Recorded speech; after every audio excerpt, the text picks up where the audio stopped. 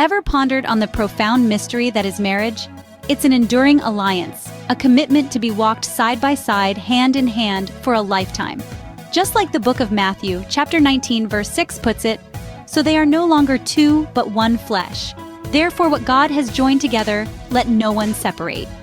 The beauty of marriage lies in its unity and indissolubility. It's a journey of transformation from being two to becoming one, a unity that no man should separate. Now let me share a true story that beautifully exemplifies this principle. Picture this: a couple named Sarah and John, whose love story is as captivating as their commitment to each other. They met at a small town fair, their hearts intertwined as they shared laughter and dreams. Life wasn't always kind to them. They faced financial difficulties, health scares, and countless obstacles. But did they let these trials tear them apart?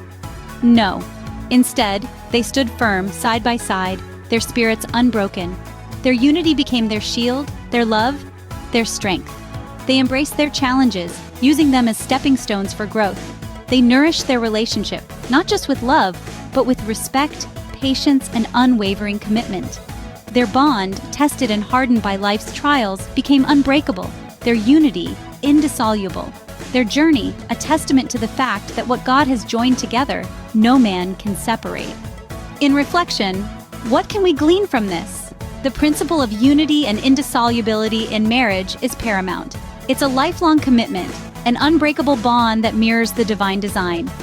We've journeyed through a tale that exemplified this, a testament to the strength of love and devotion. Remember, it's not just about two people coming together, it's about becoming one. Marriage is more than a contract.